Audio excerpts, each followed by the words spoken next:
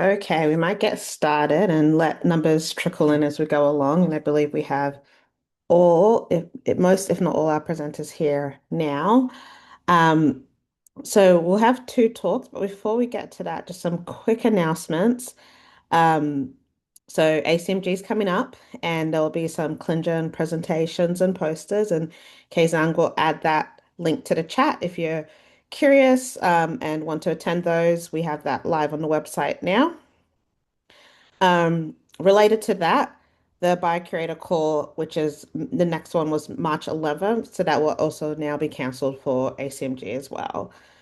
Otherwise, our next meeting will be March 26th, where we'll get updates from ClinGen's AI and automation working group.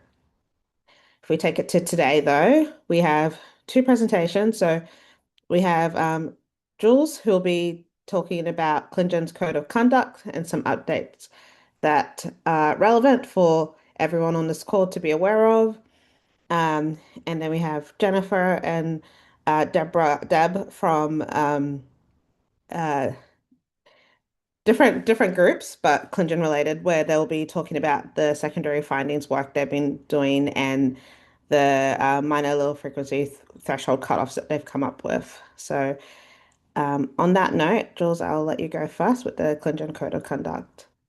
Thanks so much, Pam. So I know this is not curation related, but as Pam mentioned, is relevant for all ClinGen members, biocurators. So did want to just give a little bit of an update about a new code of conduct.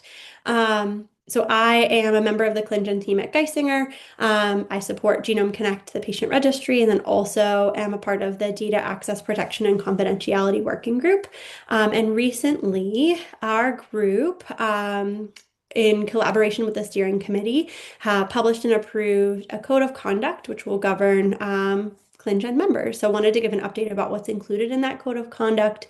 I will put some links in the chat once I'm done talking related to the code of conduct and some additional resources. So the code of conduct really aims to articulate ClinGen's values around the fact that ClinGen is committed to maintaining a positive work environment and that all ClinGen members share responsibility in creating such an environment. It acknowledges that we want to ensure that behaviors do not have a negative impact on others, and that's really each individual person's responsibility to help ensure that. And then that ClinGen strictly prohibits discrimination, intimidation, harassment, and bullying of any kind for any reason. The goal of putting this code of conduct together was really to try to set out clear expectations behavior across ClinGen and to enable a process for reporting of behaviors that aren't meeting those expectations. So really just want to walk through today a summary of the code and a summary of that reporting process so that the biocurators on the call are a little bit more aware of this new policy. So, under what circumstances is the code of conduct applied? So, the code of conduct applies to both internal and external participant conduct that is affecting or likely to affect ClinGen's efforts. So, it includes conduct on working group meetings, on expert panels, as well as conduct outside of ClinGen. But the key is that that conduct is affecting ClinGen's efforts, affecting our productivity, our work, our ability to work together. The code of conduct outlines that where this code applies includes, but isn't limited to, the settings listed here on the slide. So professional workplaces, networking events, conferences, written and verbal communications, informal spaces or social activities, as well as social networking websites and online platforms. The code goes on to outline expected behaviors of ClinGen's members, which I'll walk through briefly, but welcome you to take a look at the full code of conduct for more detail if you'd like. Really, the code outlines that our members are expected to adhere to ClinGen's missions and policies. It links other relevant policies that you might be familiar with, including the terms of use for the VCI, for instance, or our publication policy, our conflict of interest policy. We want you to act to uphold the interest and reputation of ClinGen, to commit to the highest standard of objectivity and transparency concerning credentials, qualifications, and COI, to create a welcoming environment, treating all members, volunteers, others that you're interacting with professionalism and valuing a range of views and opinions. We want to ensure that we're acknowledging contributions of peers when others have contributed to work, making sure that that is acknowledged and celebrated. We want you to give others fair professional consideration and work to eliminate biases, prejudices, and discriminatory practices.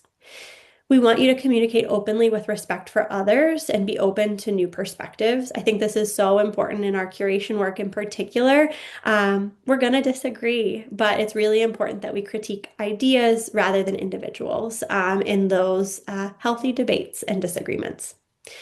We want to make sure that if you are attending a ClinGen event, you're respecting the rules and policies of those venues, those meetings, and if it's a co-sponsored event, we certainly also want to acknowledge that they might have additional codes of conduct. So really what we expect from our members. We also outline prohibited behaviors, and these include things like physical abuse, intimidation, disregard for others' safeties, as well as intentional unwelcome physical behaviors. Verbal or written abuse, intimidation, whether in person or remotely, violating physical or emotional boundaries of others that have been explicitly or implicitly communicated, displaying or distributing images or recordings involving provocative behavior, and threatening physical, emotional, professional, reputational, or financial harm are all prohibited.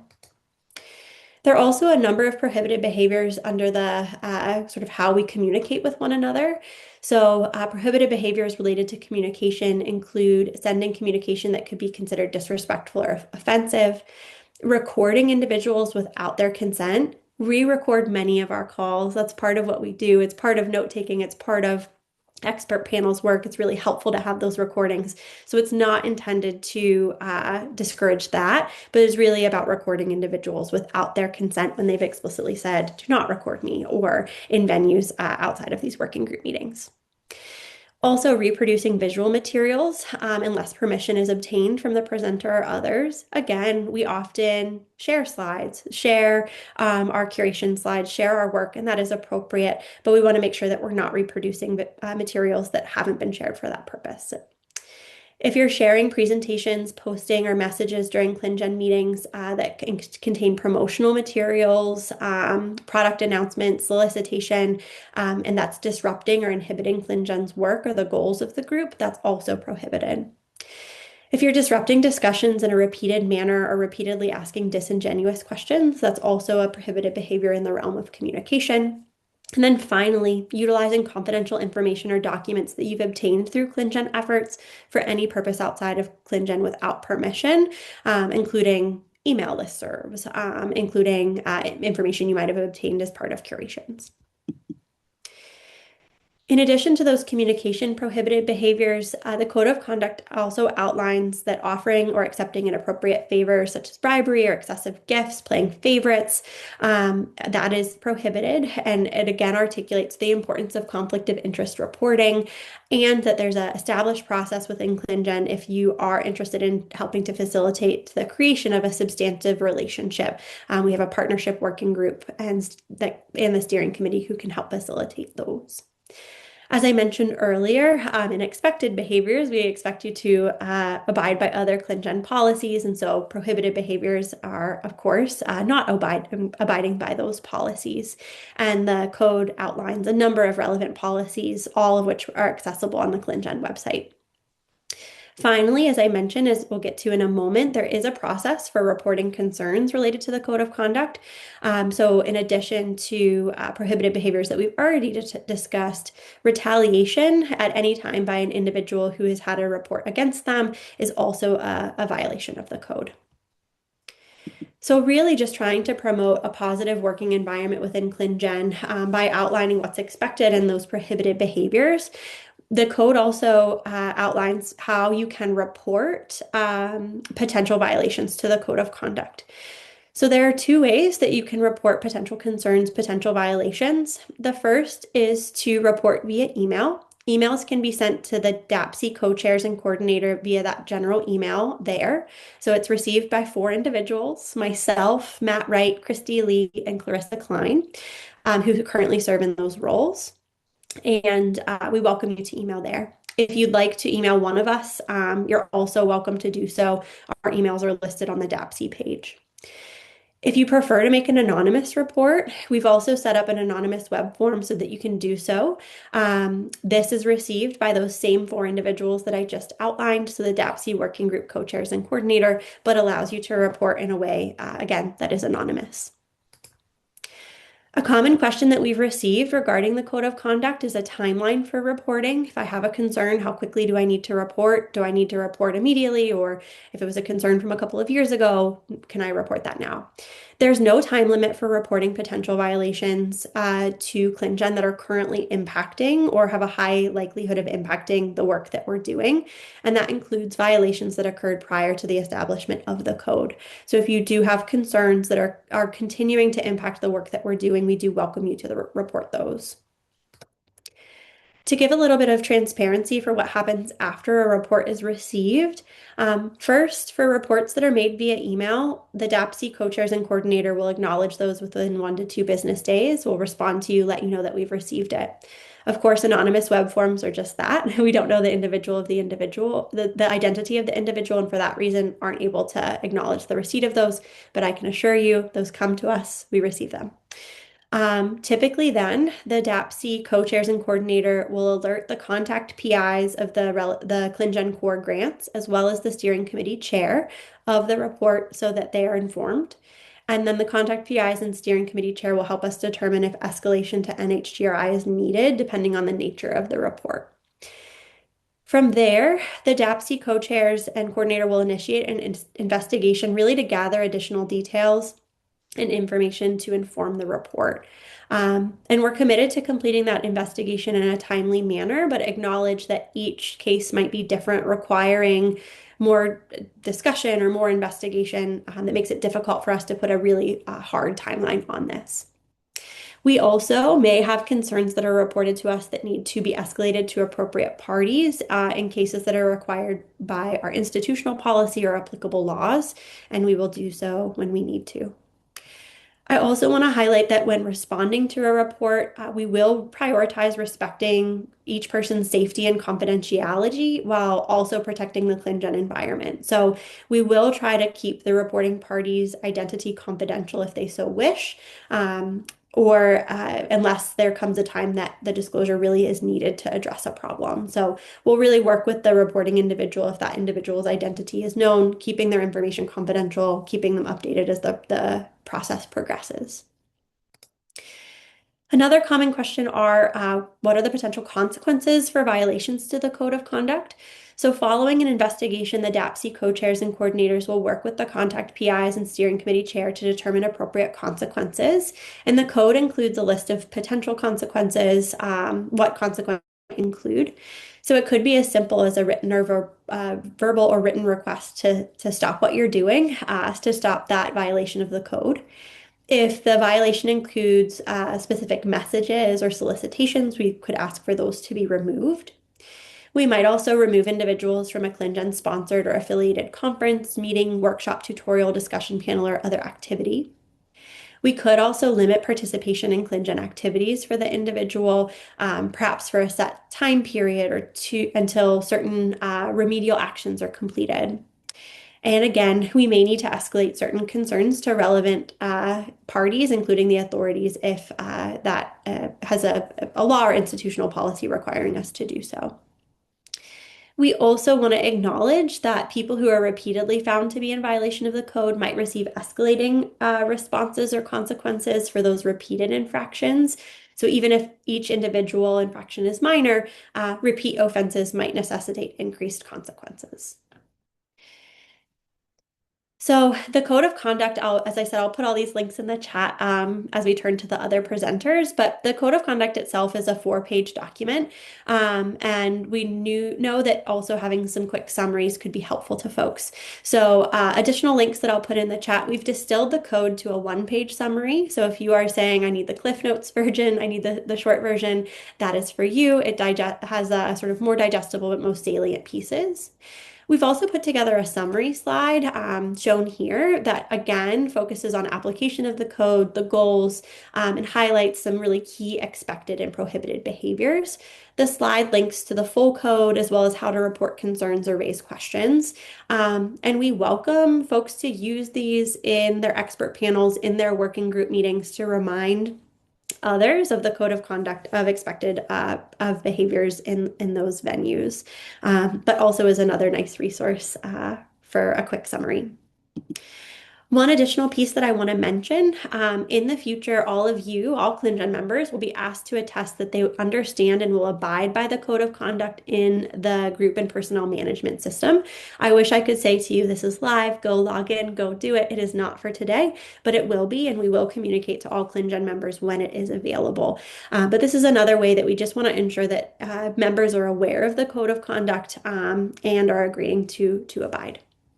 So with that, I will acknowledge that I am the one here speaking with you today, but this was work from the DAPC working group as well in collaboration with the steering committee. And I also want to acknowledge that for this code of conduct, we didn't start from scratch. We adapted a code of conduct from GA4GH when they had adapted that from a prior group, and that was really valuable, giving us a starting place to then adapt for the ClinGen system. So with that, happy to take questions, feedback. As I said, I'll put a number of links in the chat so that you have them after today. But happy to take any questions if there are any. Thank you, Jules. All right.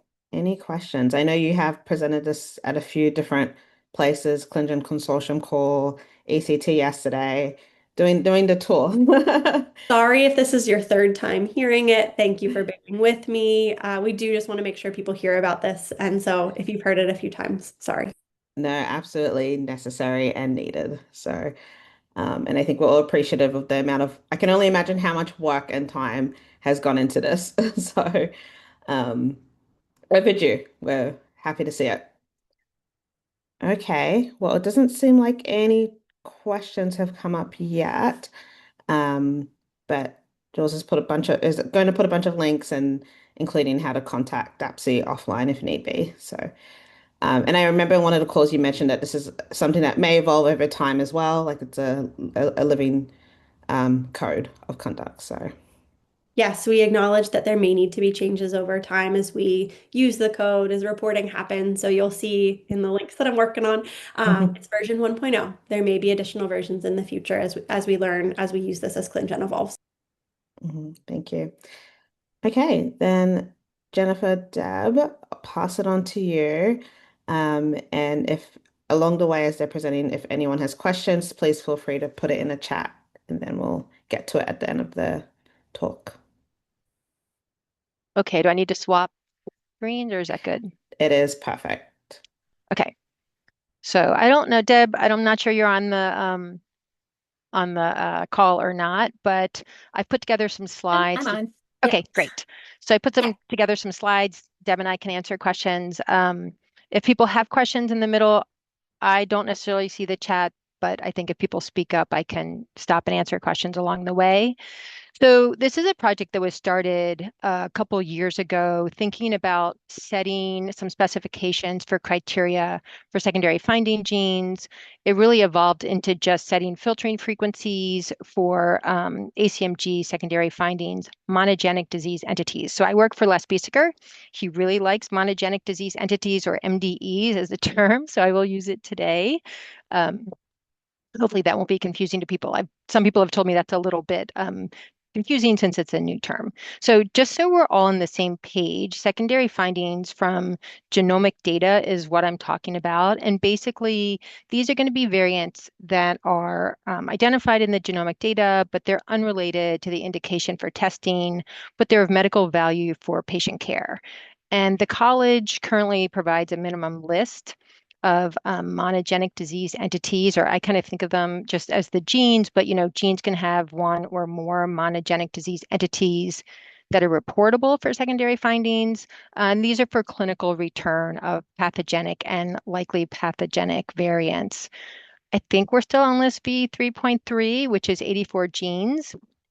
And so that's what this work is focused on.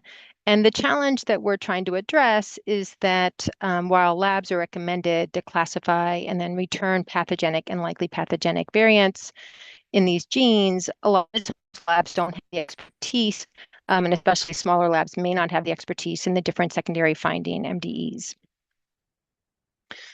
So I'm sure you've all seen this table before, but this is just to remind you that there are a lot of criteria that we consider when we're classifying variants, and all these different pieces of information, are can be interpreted differently by different labs, and even the criteria themselves can be interpreted differently, and this leads to discordance. So as much as we can give guidance as ClinGen or specify these criteria for specific genes, we hopefully move towards concordance in our classifications. So ClinGen does this obviously in a couple different ways. SVI, or the Sequence Variant Interpretation Group, really has given a lot of guidance on individual criteria. Then, as we know, our variant curation expert panels focus on specific diseases or specific genes and specify the criteria for those specific genes or diseases. And so this work is really along the lines of specifying these criteria for specific genes/diseases, but we're really just focused on this little top left-hand block here where we're talking about population data and its contribution to a benign classification of a variant. So ClinGen is already starting to give some guidance for ACMG secondary finding MDEs, and you can find this guidance under curated genes on the ClinGen website. And there's actually a table, an Excel file that you can link out to that has information in it. The goal of this project was to provide frequency filters for these genes where they don't currently exist from VSEPs. And so well, the project really focused on setting BA1 and BS1 because that's what's presented in Richards et al. It is really based on defining disease allele frequency thresholds, which I'll explain in a minute. And that is going to carry over to the ACMG V4. So if you're thinking like she's talking about BA1 and BS1 and we're going to move past this, that's true. But the basis for this work is going to carry on in the V4 version of the ACMG criteria.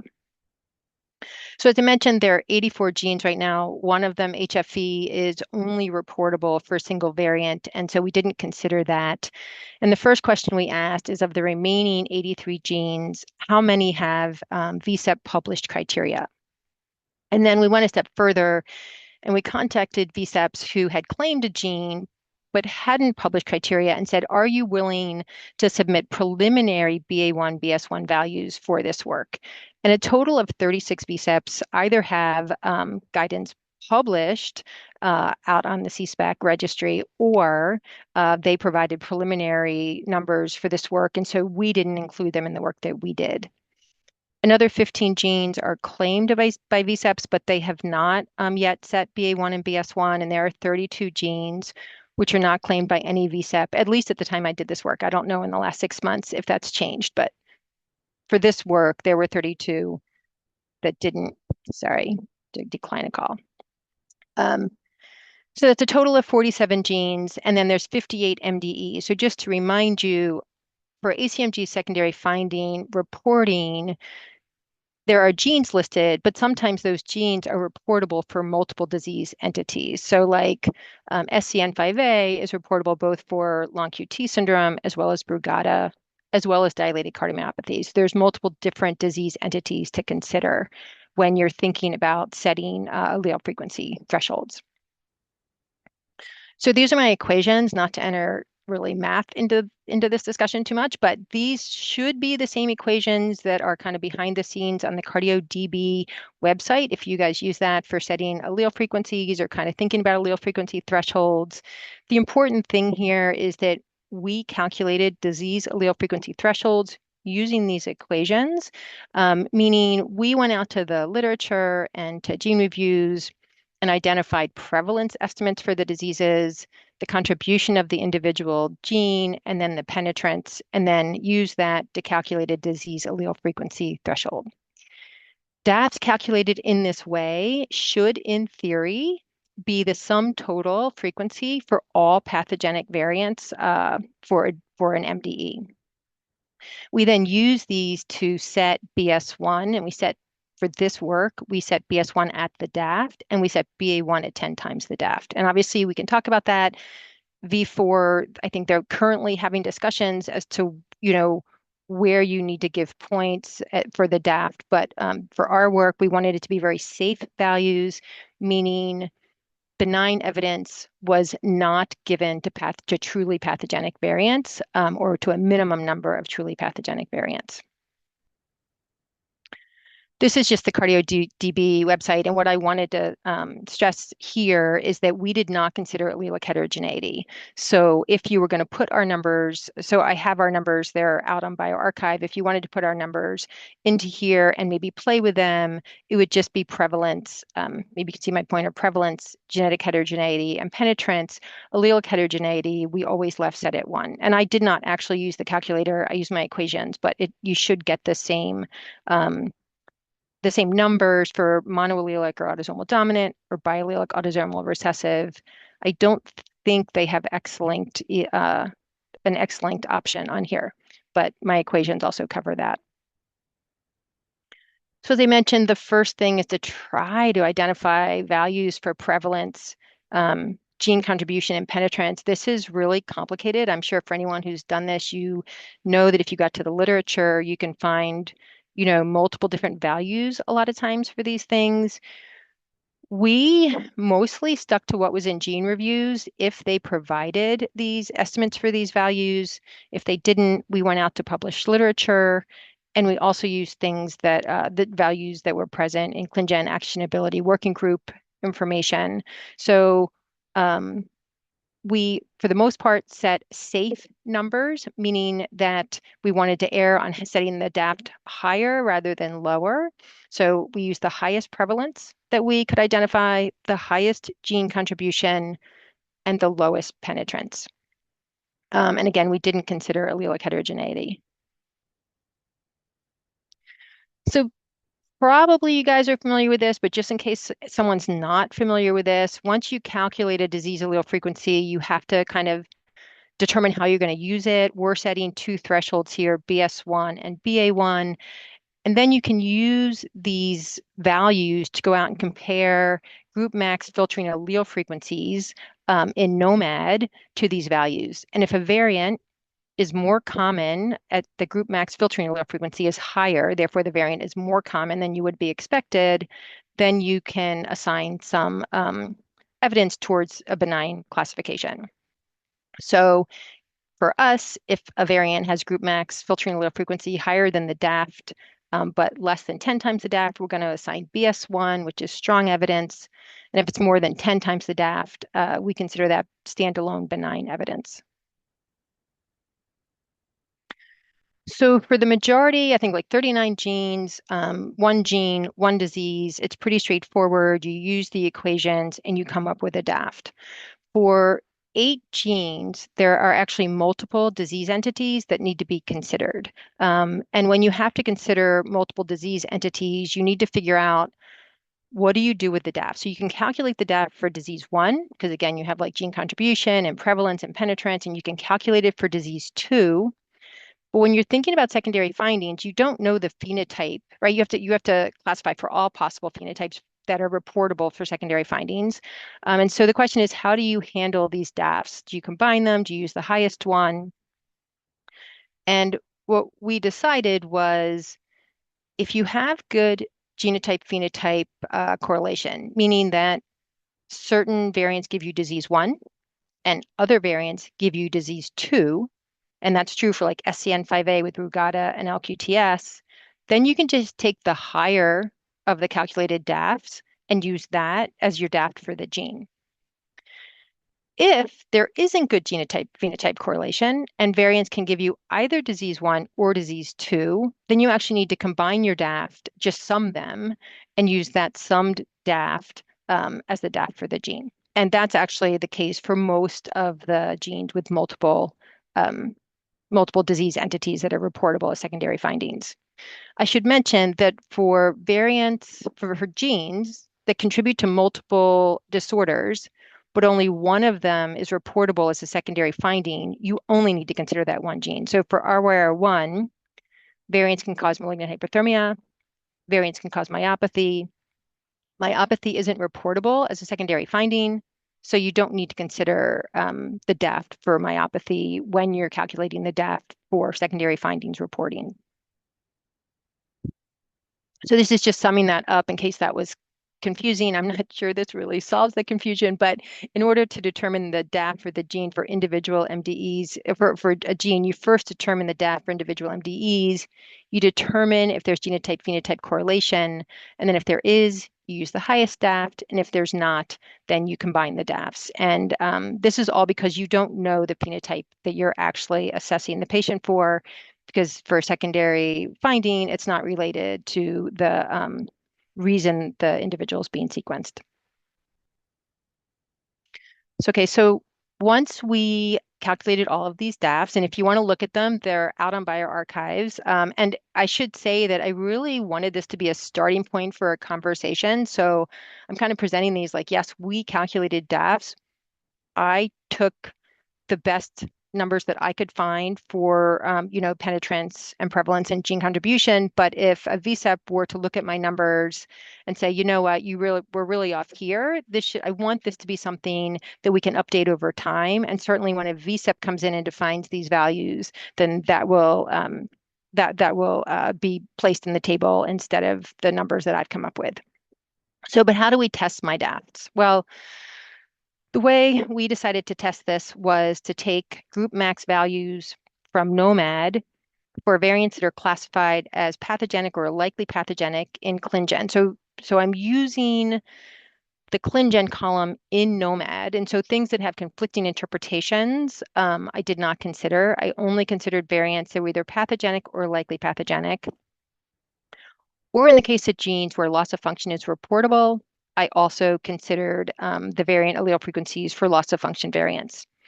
And in a perfect world, no variant, because the DAF should be the sum total of all pathogenic variants, no single variant should have a group max that's higher than the DAFT, which of course is not a perfect world. So when we looked at our 47 genes, 37 genes, all pathogenic, likely pathogenic, loss of function variants, if that was relevant, had frequency allele filters, filtering frequency alleles lower than the DAFT or the BS1. But for 8 genes, there was one or in one case, 2 variants that were actually above our DAFT. No variants were above the BA1, which is good because BA1 means you don't really have to look at that variant further. And so you really wouldn't want variants to be above the BA1. But 9 variants were above the BS1. Strong evidence is a likelihood ratio of 18.7 to 1, in that kind of Bayes analysis. And so the expectation is that there would be some pathogenic variants that would get BS1.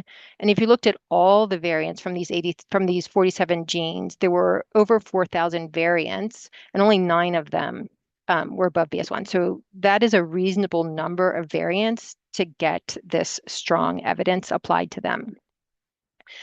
But then I think we can go one step further and kind of say, okay, so, what are the variants that get this evidence? And how should we think about variants when we're applying this evidence? If a variant gets BS1, what kinds of things should we think about?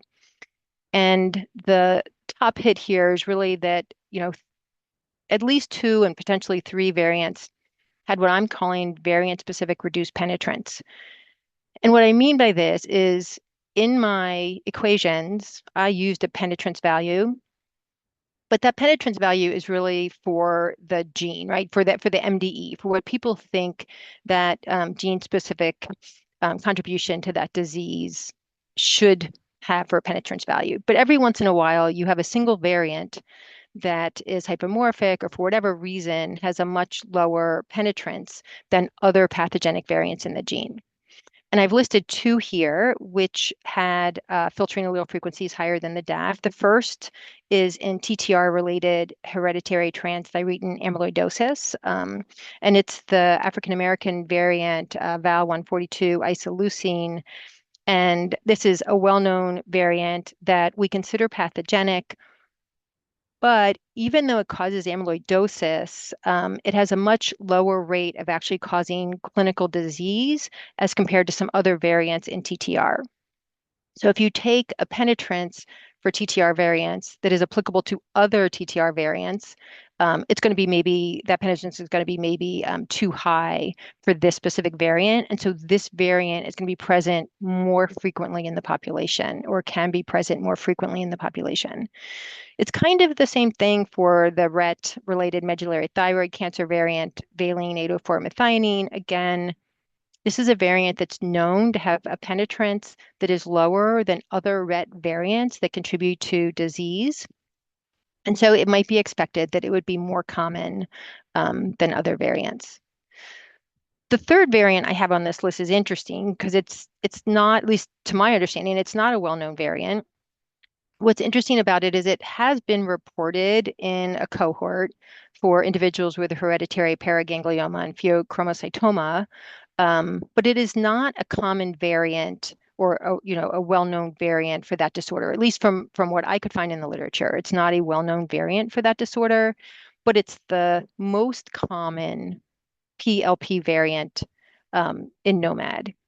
And this is either one of two things. It's possible that it has variant-specific reduced penetrance and therefore is just at a higher frequency in the population.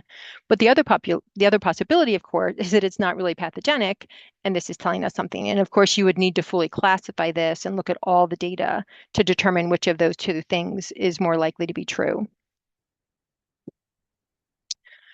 Along the same lines, you can have hypomorphic alleles, and I think this BTD, aspartic acid 424 histidine, is a well-known variant where when it's homozygous, it doesn't cause disease, but when it's in trans to another pathogenic variant, it can cause biotinidase deficiency.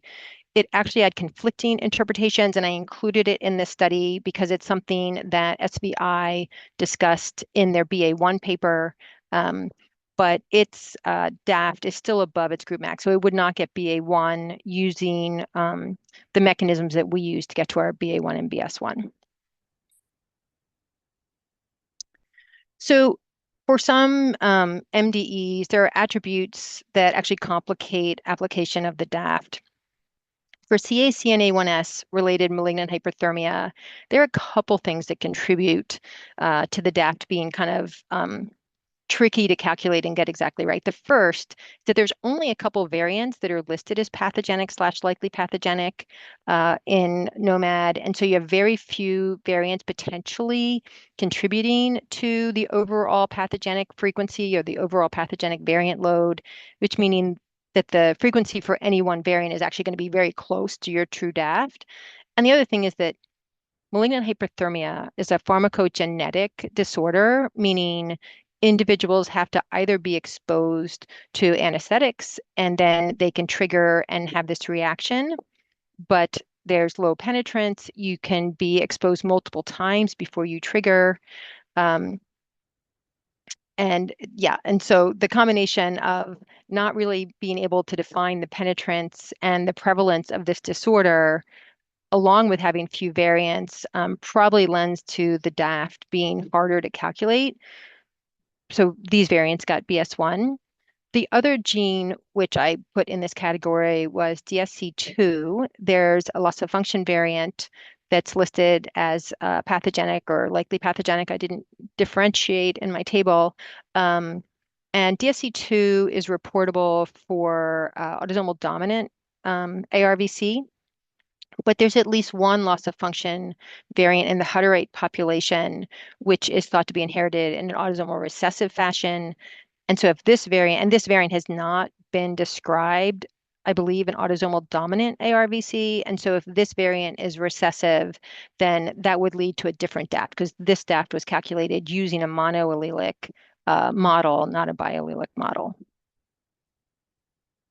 And finally, if you have a MDE that's really rare and that DAFT is really low, then very few alleles in the population are going to give you a filtering allele frequency that is higher than the DAFT. And so this kind of lends itself to sampling error. And so that's just something to be aware of, and you might want to set a limit of like you need at least five variants or five alleles in your group max population to give BS1. But I haven't set that, but that's something that you can consider doing. So the final product here is a table that's going to be on the ClinGen website with prevalence, penetrance, and gene contribution, along with the calculated DAFT and the BA1 and the BS1. Again, as we move to version 4, BA1 and BS1 are going away, but the DAFT should still be usable. And we can update that table once the committee has decided how to use the DAF to define points, we can update that in the table. And then the field should feel like they are welcome to provide feedback and adjust these values as needed. If someone, has a lot of experience with a certain MDE, they may be better at understanding the intricacies of these values and we could adjust them. And then if VSEP set specifications, they will replace what I have in the table. And again, this easily converts to V4. So I think that's all I have. These are just the individuals that helped out on the project. I did a lot of communication with VSEPs to try to get the best estimates for these values. And so these are just some of the VSEPs that I spoke with. And this is going to be presented at a poster at ACMG, and it's going to come out in Genetics in Medicine. But if you want to look at the data with me at ACMG, I'd be happy to discuss any of it. And that is it. So I'll take Thank you. questions. Thank you, Jennifer. I think it's really great to see this and also seeing the preprint as well, which I think it might be helpful to put that link in the Yeah. chat because I suspect quite a few people may want to go and have a read of it offline. So there's a couple of questions. I might just kick off with a question first. So you mentioned that um, when looking at likely path variants, you took them from ClinVar and looked at their group max filtering allele frequency and compared it to the calculated DAF value Hmm. for that MDE. And then you mentioned instances of the few that were more than the BS1. Hmm. And there are reasons behind, like, reduced penetrance, hypermorphic. Were there any that, when you looked at the variant further, wasn't really path likely path? And I say this knowing that, sometimes what's submitted to ClinVar, the classification, was done by one submitter. There's not any kind of explanation behind it, and you look into it further and you realize it's actually not, I wouldn't really call this a pathogenic variant. Did you see any instances of that? Or was it really more just penetrance and hypermorphic issues? No, that's a really good question. I think so. I did not look at any loss of functions that had a flag on them. So if they had flags, they weren't considered. Um, and I did a little bit of like, if it was a loss of function, but it was like in the last exon, I was like, okay, well, most of these had flags. So I did a little bit of looking. Um, wow, I did that a long time ago, and I know I did drop a few things out, but I don't remember. Yeah, so things that only had like an OMIM entry, like I think I dropped one thing out that just had an OMIM entry. There wasn't a lot though. Hmm. Um, yeah, and I will say, so we were trying to be safe with our DAFT values. Um, if you look at the table, you'll see that for some genes, we're really safe. The highest pathogenic, likely pathogenic, is still much lower than our DAFT. And, that's either one of two things. Either there are a lot of rare variants, which means allelic heterogeneity plays a big role in Mm. really determining the frequency, right? And so if you have a couple hundred variants in a large gene and they're all kind of rare, then the DAFT value not taking that into consideration is really going to be too high. Um, and so I kind of say in the paper, like obviously when VSEPs consider this, they're going to need to consider allelic heterogeneity. Um, and we didn't do that. But yeah, there are some where there's a pretty big difference between the most common variant and my DAFT. Uh, and yeah, the DAFT should be pushed down. I didn't do that. That's helpful to know. So if we move to the chat, we have a question saying if we don't have prevalence in our country, how can one calculate the DAF? And added that they're from Algeria. Yeah. So I did not do this country specific, right? And so really what I'm looking for is a variant too common in any country? Um, and so, if you don't have good numbers in your country because it's not been studied, then, you really can't understand it for your study, for your country because you don't have the information. But you can still go out and look at other countries and ask, is this a variant that's too common somewhere? And so I personally, and people can disagree with me on this, maybe I'm wrong, but I don't feel like you need to stay in the same population. If you're in a country that has a high frequency of a disease, then you're going to expect a higher frequency of the alleles in that country, right? And so you really just have to think about what you have in front of you. But yeah, I don't think you have to do it for your country, although if you have that information, that's good. But if you don't have it, you don't have it. Okay, I will move on to the next question, which is kind of connected to the one afterwards as well. So nomad related. Um, so from Dimitri, due to known issues with UK biobank data, should the group max filtering allele frequency from the non-UKB nomad subset be used? And then a follow-up question of, did you use nomad v4? So I believe it was Nomad v4. Um, I can double check that. I'm pretty sure we used Nomad v4. Uh, and as far as the non-UKB Nomad subset, that is probably something that someone else could consult with me on. I just used the standard v4. I did not select any special subset of v4. I'm pretty sure I used v4 and I didn't select a subset. So I don't see, so where is that of like where is that available to select? Actually, let me take a look too. So I don't know if Dimitri, if you wanted to speak to Yeah, that. it was v4. Sorry.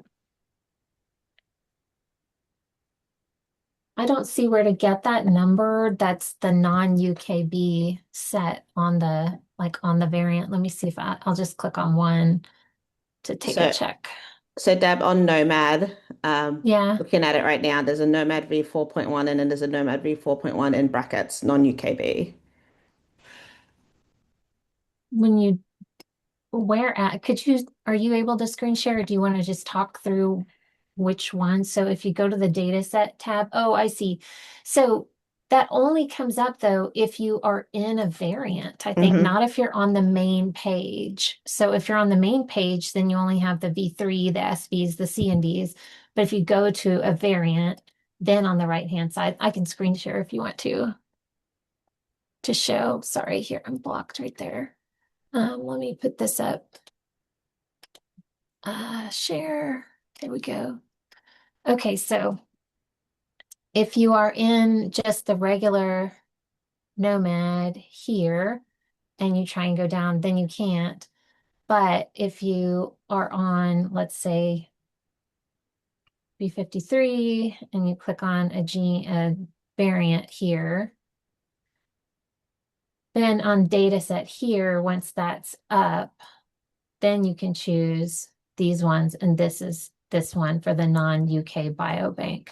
So I don't know, yeah, I don't know what are the issues with the UK biobank and why you would want to select one versus the other. So no, we just use the Nomad V4.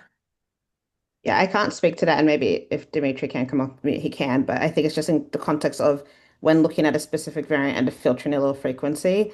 I don't know if the value would be different between non-UKB versus general Nomad for that Hmm. filtering allele group max filtering allele frequency. Yeah, and And I don't have. Valerie's added a. So I was just gonna say Valerie's added a comment that both UKB and others may include affected people. Oh, okay. Okay, so that's similar. So we used to have an issue with that with the TCGA germline was in there. And so if that was, if at any time you needed to also check the non-TCGA set as well, because sometimes some carriers were in there. So it could be, if for specific variants, some of the ones that may be higher than expected, then if you check the UKB, the non-UKB set, then that it might be that there was a few carriers in that UKB set. Is that the issue?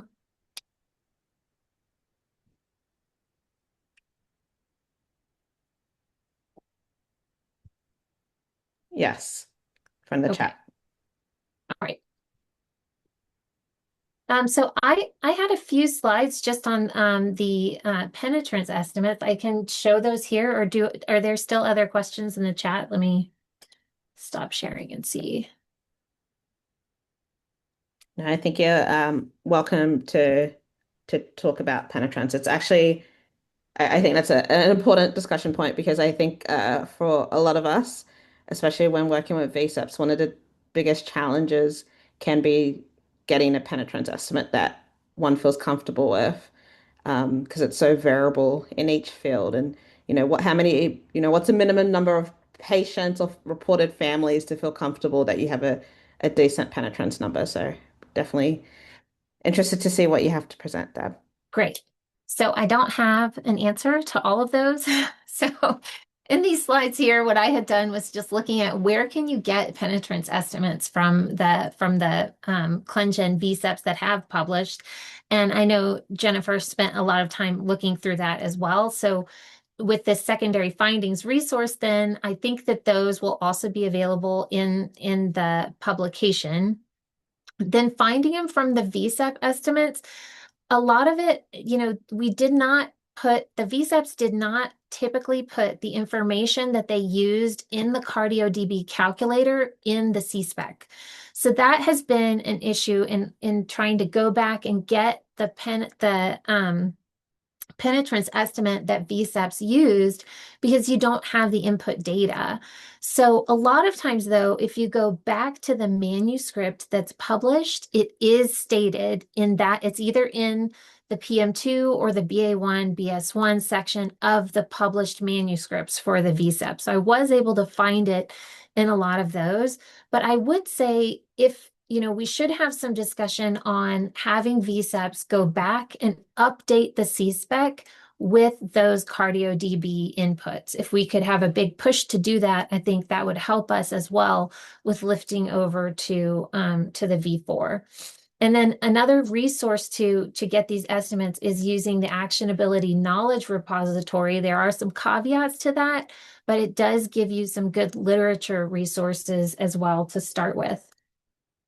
So then I had just gone through and gotten the penetrance estimates mainly from the publications. So I did not find many of these in the CSpec. I pulled most of the publications, and this is just for the hereditary cancer clinical domain.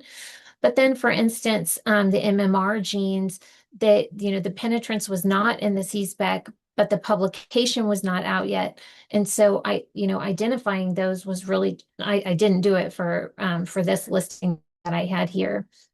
But one of the, and then this is just a summary from the evidence that's in the paper too, the penetrance estimates that are in the paper for those VSEPs that have ACMG secondary findings genes that did not already have BA1, BS1 values that were published. So either there was no VSEP or they were not completed. And don't hold me to this table. This could be a little bit older. Make sure you look at the table that's in the publication as well.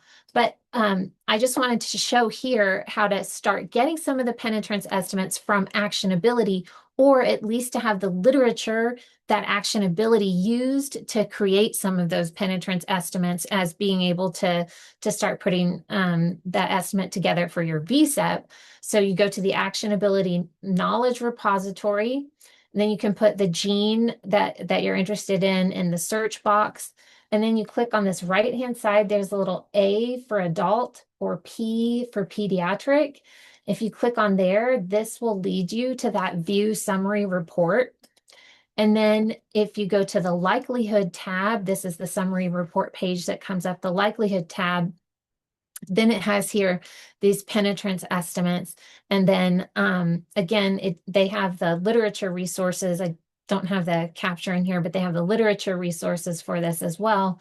But I will note that a lot of the penetrance estimates in actionability can be based off of specific phenotypes or specific subsets of the disease as well. So it's important to kind of understand what your VSEP is curating versus what the actionability report is based on. And the second thing to understand is that the penetrance estimates for VSEPs are often purposefully low. And so if you see differences in the literature versus the VSEP, it's because the penetrance has been established as the lowest possible penetrance that makes sense for that disease. And I think that's based on ensuring that the input that goes into the CardioDB calculator comes out to give you the best possible DAF calculation. So I think that was all I had. So I just wanted to make sure that people were able to know where to obtain this information in the actionability knowledge repository. Also to know that a lot of these initial estimates or the initial estimates of penetrance that were used for the calculation are not in the C-spec yet, but you can get them from publications. And then to make sure to know that kind of these differences in between some of the estimates you may see in actionability or in general literature versus that of the VSEP. All right, thank you, Deb. Stop sharing No, I there. think that's really helpful in seeing the actionability, where to find that information. As someone who doesn't play in there very much, that was very helpful. And can understand about penetrance not being easily accessible from the CSPAC. I think a lot of that information is like given privately to the VSEP review committee until it's published, but can see the value in having that like publicly available. Okay. Sorry, I do have a question. I do wonder, so does the SVI receive that information? Does the VSEP review committee receive the actual numbers that were used to go into that? Yes, we So quite we often do request have, for it. okay, so we do have it there.